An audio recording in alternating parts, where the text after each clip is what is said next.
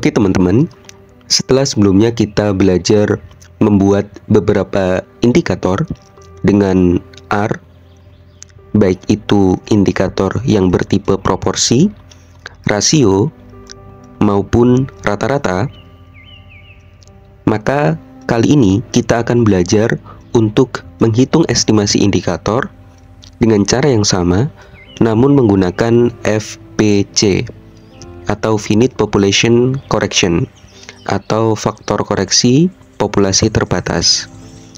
Untuk langkah-langkahnya sebenarnya tidak terlalu berbeda jauh dengan langkah-langkah sebelumnya. Oleh karena itu, untuk mempermudah pengolahan, kita bisa menggunakan file RMD yang telah kita buat sebelumnya atau menggunakan file baru. Akan tetapi, di sini akan saya praktekkan menggunakan file yang sudah ada dan tidak ada perbedaan antara kita menggunakan file baru atau file yang sudah ada. Dengan tetap menggunakan 4 tahapan, yaitu mulai dari mengimpor data, kemudian selanjutnya membuat variabel bentukan, kemudian membuat desain survei, dan yang terakhir menghitung estimasi nilai indikator. Oleh karena itu, kita berikan batas yang pertama, yaitu kita beri nama indikator dengan FPC. Nah, di sini kita akan membuat indikator yang berjudul proporsi perempuan usia 20-24 tahun yang pernah kawin atau pernah menikah sebelum usia 15 tahun. Indikator ini akan dihitung menggunakan data survei Susenas tahun 2024, namun dalam bentuk data dummy, yaitu bukan data asli atau full dataset latihan saja.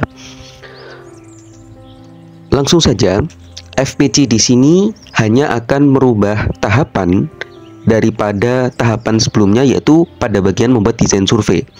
Untuk selebihnya sama persis. Oleh karena itu, untuk mereview pembuatan indikator melalui R, kita mengikuti tahapan-tahapan sebagai berikut. Yang pertama, tahap 1, yaitu mengimpor data.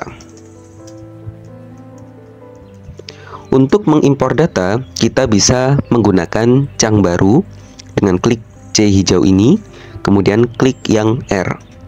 Setelah itu kita panggil library kita untuk mengimpor data, yaitu library foreign. Kemudian kita run dengan klik segitiga hijau seperti ini atau klik Ctrl plus Enter seperti ini. Kemudian selanjutnya kita membuat wadah untuk dataset kita beri nama data core, kemudian sama dengan, kemudian kita gunakan function read SPSS dari library foreign. Kemudian untuk tempat data kita seperti sebelumnya, kita ada di local disk F, kemudian kita copy saja, kemudian kita berikan tanda petik di sini, kemudian kita paste. Nah, jangan lupa ini kita pindahkan arahnya menjadi seperti ini. Kemudian nama data kita apa? Di sini adalah core 24 GAP, sehingga kita bisa copy melalui rename ya. Kemudian kita kembali dan kita paste di sini. Jangan lupa formatnya adalah SAF. Kemudian kita beri koma. Setelah itu kita tambahkan parameter to data frame ini, kemudian kita tuliskan true atau huruf T saja, kemudian koma. Setelah itu use value label ini kita isikan false agar dia tetap berisi angka bukan labelnya. Jadi misalkan laki-laki perempuan, dia cukup 1 dan 2 saja yang terbaca, bukan laki-laki perempuan. Ini memudahkan untuk proses komputasi ke depannya. Kemudian setelah itu kita letakkan di paling ujung dan kita klik Ctrl Enter untuk melakukan running. Oke, untuk berikutnya kita bisa melakukan tahapan yang kedua, yaitu kita beri tanda yaitu tahap 2. yaitu membuat variabel bentukan.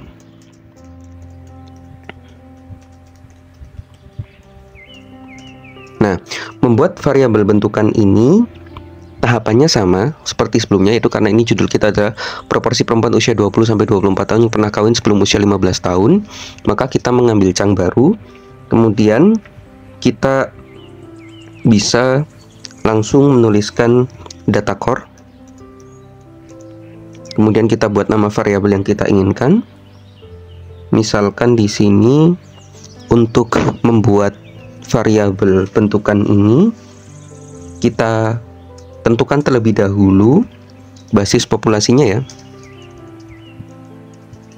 yaitu perempuan atau R405 dari variabel Susenes ya, yang berkode 2.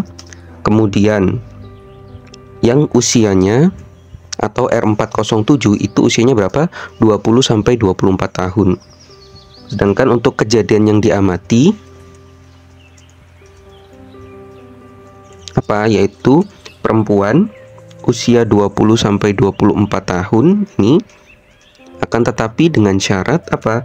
Dia menikah sebelum usia 15 tahun, yaitu R409-nya sebelum 15 tahun. Sehingga di sini kita bisa membuat variabel yang pertama, yaitu variabel U2024 sebagai variabel baru untuk penanda. Nah, di sini kita gunakan if else dari data core. Dia akan masuk ke U2024 kalau misalkan usianya yaitu R407 ini berusia lebih dari sama dengan 20 tahun dan dia berusia kurang dari, nah ini usia R407 kurang dari sama dengan 24 tahun. Jika memenuhi kriteria ini maka dia akan berkode 1, sedangkan jika tidak maka dia akan berkode NA. Seperti itu penulisannya. Kemudian di dalam tahapan berikutnya tidak kita run terlebih dahulu, tapi kita berikan tahapan yang kedua, itu menginisiasi variabel indi seperti sebelumnya, yaitu variabel indikator kita beri nama indi. Caranya adalah kita dengan menuliskan data core, kemudian kita beri nama apa? Indi, kemudian sama dengan, nah di sini kita inisiasi yaitu NA dulu, karena pasti akan ada amatan yang dia bukan perempuan dan amatan yang usianya tidak 20-24. Kemudian berikutnya, setelah kita menginisiasi variabel indi, kemudian tahapan yang selanjutnya yaitu kita mengatur indi sesuai kondisi yang diberikan. Jadi kita akan membuat indi untuk basis populasi yang hanya perempuan dan kejadian diamati perempuan usia 20-24 tahun yang menikah sebelum 15 tahun.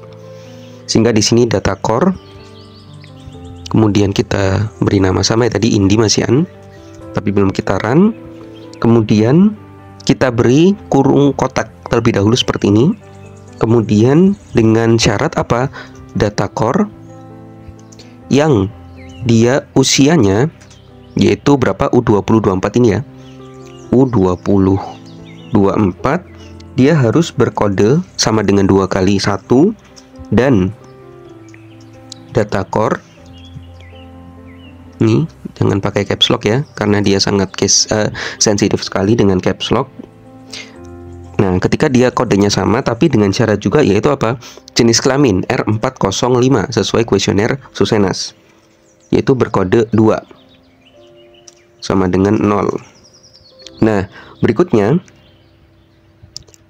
apa kejadian yang diamati? Yaitu sama seperti ini ya. Kita copy terlebih dahulu sampai sini, kemudian kita paste di bawahnya.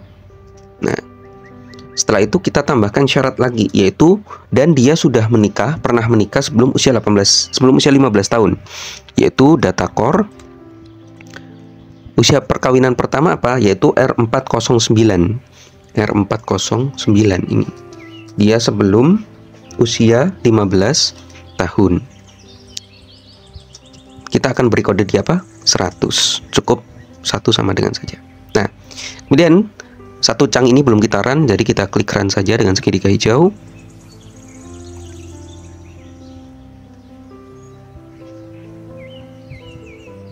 Kemudian setelah itu kita akan ke tahap berikutnya, yaitu membuat desain survei. Kita beri enter terlebih dahulu, yaitu tahap 3.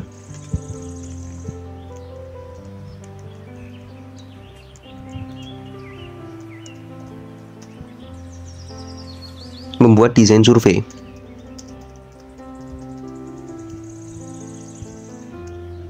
Nah, tahapan membuat desain survei ini sama persis seperti sebelumnya. Begitu juga tahapan 1 dan tahapan 2. Sehingga agar tidak memperlama proses, kita bisa mengcopy dari tahapan sebelumnya, yaitu ketika membuat desain survei di bagian atas sendiri ya. Nah, ini membuat desain survei untuk membuat klaster dan strata ini. Cuman perbedaannya apa? Ketika di tahapan sebelumnya kita perlu mendefinisikan strata dan klaster, karena desain sampling yang kita gunakan perlu mendefinisikan hal ini. Akan tetapi untuk cara yang sekarang kita tidak perlu mendefinisikannya, karena kita akan menggunakan variabel yang sudah tersedia dari dalam dataset tersebut. Begitu ya. Jadi variabel apa yang kita gunakan? Nantinya di dalam membuat desain survei ada yang namanya variabel ID yang di sini atau setara dengan cluster ya. Itu nanti kita isi dengan PSU ditambah SSU. Sedangkan untuk variabel stratanya itu kita isi dengan variabel yang sudah tersedia dari dataset, yaitu strata. Kemudian ada variabel berikutnya yaitu FPG. Nanti akan kita isi yaitu dengan FPG1 ditambah FPG2. Ini untuk tahapan buat desain survei. Nah, barulah sekarang kita buat chunk baru, kemudian kita panggil library surveinya. Kemudian kita tulis survei. Nah, setelah itu bisa kita buat nama di sini. Misalkan desain 1, tapi kita beri nama FPG gitu ya. Nah, desain 1 FPG ini apa? Kita run terlebih dahulu library survei ini dengan klik Ctrl Enter. Kemudian kita tuliskan functionnya, yaitu SVY design. Nah, SVY design dengan ID-nya kita beri tanda strip bengkok, yaitu untuk ID kita namakan PS dengan menggunakan PSU ditambah SSU. PSU ditambah SSU. Sedangkan untuk strata, nah ini strata, kita beri spasi juga biar terbaca dia. Strata kita gunakan variabel juga sama, kita beri tanda strip dulu kemudian strata, variabel yang sudah ada di dalam dataset. Kita lihat ya, di dalam dataset ini kita sudah memiliki variabel strata, FPG1, FPG2, kemudian PSU dan SSU dia di kolom paling awal. Nah ini PSU dan SSU. Sini kita manfaatkan itu. Kemudian setelah membuat strata, kemudian di sini yang membedakan yaitu ada kolom FPG atau parameter FPG. Nah, di sini FPG ini kita gunakan yang tadi di dataset, yaitu apa? FPG1 dan FPG2. Finite Population Correction 1 dan Finite Population Correction yang kedua. Di sini setelah kita beri tanda di sini kita tulis FPG1 tapi dengan tanda kecil ya, karena nama kolomnya tadi dia dengan tanda kecil. Kemudian ditambah dengan FPG2. Nah, setelah itu jangan lupa untuk data yang kita gunakan apa? Nah, di sini kita seperti kemarin ya, karena ada nilai NA di dalam indinya, maka kita gunakan subset. Subset dari apa? Subset dari data core. Nih, dengan syarat dia selain NA. Jadi tanda seru selain NA dari apa? Data variabel indi. Nah, ini. Kemudian setelah data, dan terakhir yaitu kita definisikan weight-nya atau pembobotnya. Weight itu adalah sama, yaitu FWT, variabel FBT yang ada dalam dataset. Nah, untuk mengatasi cluster yang dia hanya berisi satu PSU, maka kita harus berikan tambahan option atau keterangan, yaitu kita berikan di atasnya options. Apa optionsnya? Yaitu survey lonely PSU. Nah, kita beri tanda dia certainty. Nah, seperti ini. Yaitu apa? Nested nest adalah true. Nah, karena apa? Karena dia memuat dua nih, FPC1 dan FPC2, kemudian ada PSU1 dan SSU. Jadi ada dua variabel yang dia kita gabungkan dengan tanda plus. Kalau sebelumnya kan kita membuat variabel bentukan baru ya. Misalkan R101 dan R105 dia menjadi variabel cluster gitu. Kalau di sini kan kita panggil PSU SSU, kita tambahkan, bukan variabel baru, sehingga perlu parameter nest sama dengan true. Kemudian kita run ulang. Nah, ketika sudah selesai, maka kita berlanjut ke tahapan berikutnya, adalah menghitung estimasi nilai indikator.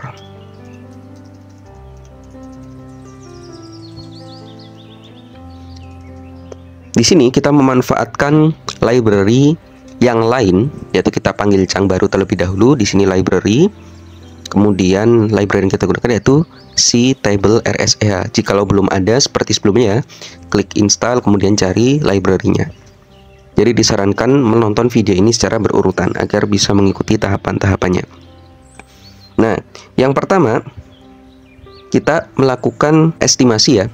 Kita beri tanda di sini, mengestimasi level apa? Nasional dulu. Nah, mengestimasi level nasional. Di sini kita misalkan beri nama seperti sebelum aja ya, estimasi NAS. Itu apa? Estimasinya di sini kita gunakan function ctable RSEH. Kemudian numeratornya adalah variabel indi, kemudian denominatornya itu nggak ada ya, jadi kita isikan NA karena ini merupakan jenis proporsi. Kemudian untuk disaggregationnya itu kita menggunakan apa? Nasional. Nah, karena nasional di sini seharusnya kita ada variabel baru, yaitu yang mengkategorikan dia secara nasional atau berkode satu semua, maka harusnya ada variabel bentukan yaitu RNAS. Karena di sini tadi kita belum membuat, maka kita langsung buat saja di sini variabel baru RNAS, yaitu dengan cara kita klik di sini ya, data core. Di sini data core. Kemudian kita beri kita panggilnya beri dplyr terlebih dahulu, dplyr, kemudian run, kemudian data core. Setelah itu kita gunakan piping dengan persen, kemudian persen lagi. Nah, di sini kita gunakan function mutate dari dplyr, kemudian kita tuliskan RNAS atau variabel yang berkode untuk nasional ya, yaitu 1, sehingga semua amatan akan berkode 1. Nah, ini bisa kita langsung run. Nah, setelah RNAS ini ada, kemudian disaggregasinya di sini kita gunakan RNAS. Kemudian berikutnya untuk survei desainnya, di sini kita menggunakan survei desain yang kita buat, yaitu di sini desain 1 FPC. Kita copy, kemudian kita paste di sini. Setelah itu, setelah survei desain menggunakan survei data. Nah, survei data itu seperti data yang kita gunakan ya, ada subsetnya tadi. Nah, kemudian ini kita copy, kemudian di sini kita paste. Setelah itu kita panggil survei type-nya. Survei type apa yang kita gunakan di sini? Yaitu mean. Meskipun ini proporsi, tapi kita survei type-nya yaitu mean atau min. Di sini kita panggil sekali nanti ya, estimasi nasional. Nah, setelah lengkap bisa langsung kita run. Kita tunggu apakah berhasil atau tidak. Nah, di sini sebagai pembelajaran, RNAS di sini kenapa dia tidak ditemukan? Karena tadi kita membuat RNAS ini itu setelah kita membuat desain survei. Harusnya RNAS kita buat sebelum desain survei dibuat. Sehingga kita bisa memindahkan RNAS ini, kita cut gitu ya. Cut. kemudian kita paste sebelum pembuatan desain survei di sini. Nah, nah di sini kita paste, kemudian kita run, ngulang Ernest gitu ya. Kemudian baru kita mengulang membuat desain survei yang tadi kita run ulang ke data error. Jadi ini pembelajaran juga, ketika kita terlupa suatu hal maka kita ulang dari sebelum pembuatan desain survei. Karena desain survei ini dia membaca dataset secara lengkap. Jikalau ada yang kurang dan kita tambahkan di akhir, maka dia tidak akan membacanya. Nah, ini kita run ulang. Oke, nah langsung keluar nilainya. Sekarang kita buat estimasi level provinsi. Kita copy saja di sini, Ctrl C. Kemudian di sini adalah Ctrl V saja untuk level provinsi. Provinsi di sini estimasi prof. Ini di sini juga kita ganti nama estimasi provinsi. Numeratornya masih sama, cuman yang berbeda adalah disagregasinya kita menjadi R101. Kemudian setelah kita pastikan sudah berganti dengan prof, kita run. Selesai. Nah, di sini dia sudah mengeluarkan angka. Untuk membandingkan apakah sama dengan hasil SPSS, sebelumnya telah kami hitung dengan menggunakan SPSS untuk indikator perempuan usia 20-24 tahun yang telah kawin sebelum usia 15 tahun. Di sini contohnya, misalkan untuk daerah Riau, dia memiliki lower confidence interval bernilai minus 1,0530. Di sini minus 1,0530 dengan nilai estimasinya yang pasti sama, yaitu 1,0972. Di sini kita cek 1,0972. Kemudian untuk yang nasional di sini, nah hasil nasional, hasil dari nasional dia estimasinya 0,2729. Nah di sini untuk yang nasional 0,2729 dengan lowernya berapa? 0,111 dan uppernya 0,4347. Kita cek 0,111, 0,4347. Nilai ini sedikit berbeda dengan nilai sebelumnya. Kalau misalkan kita bandingkan ya dengan nilai sebelumnya, yaitu ketika yang nasional, nah ini, ketika yang dia nasional di sini bernilai sama ya 0,2729, namun CI lowernya 0,1108. Sedangkan kalau di sini CI lowernya adalah 0,111. Jadi memang dengan penggunaan FPC ini akan sedikit merubah CI lower, termasuk juga standar errornya. Jikalau di sini 0,0825, hasil dari SPSS sama 0,08252. Tapi ketika tidak menggunakan FPC saat di awal terlebih dahulu, nah ini dia 0,0827. Jadi beda ya. Nah, itulah perbedaan menggunakan FPC dan tidak disesuaikan dengan kebutuhan masing-masing. Nah, kemudian tahapan paling terakhir, setelah kita memastikan bahwa memang hasilnya sama dan terbukti bahwa dengan package ini memiliki hasil sama dengan SPSS tersebut, maka kita bisa menyimpannya. Menyimpan tabel ke dalam Excel. Yang pertama kita buat cang baru di sini ya. Kemudian kita berikan data list. Kita buat variabel ya, data list di sini, data underscore list. Kemudian kita buatkan function list. Nah, kemudian misalkan estimasi nasional kita beri nama EST_NAS, EST underscore NAS. Ini berisi dataset estimasi nasional yang tadi. Kemudian estimasi provinsi kita beri nama EST_PROV, EST_PROV. Nah, ini sama dengan estimasi yang provinsi ini. Kemudian kita run terlebih, kita buat pemanggilannya terlebih dahulu untuk library-nya, yaitu write Excel. Setelah itu kita gunakan function write Excel XX. Nah ini dengan apa? Dengan tadi variabel yang baru kita buat, yaitu variabel data list ini sebagai file baru di tempat kita menyimpan data tadi, yaitu di apa? Di F ya. Nah, di sini tadi. Nah, di F data ini kita copy saja bisa. Kemudian kita kembali ke bagian paling bawah. Dan kita beri tanda petik, kita paste. Kemudian kita beri nama file kita bebas. Apa misalkan kita beri nama indi1 fpc. Nah, kemudian titik xlsx. Kemudian kita run. Oke, sudah selesai. Kemudian kita cek di sini. Nah, di sini muncul India 1 FPG, kita buka.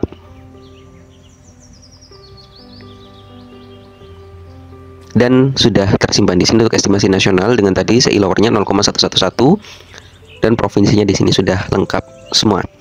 Jadi terbukti untuk pembuatan FPG dengan R ini memiliki hasil yang sama dengan SPSS, sehingga teman-teman tidak perlu khawatir. Oleh karena itu cukup sampai di sini. Terima kasih banyak. Selamat mencoba indikator berikutnya.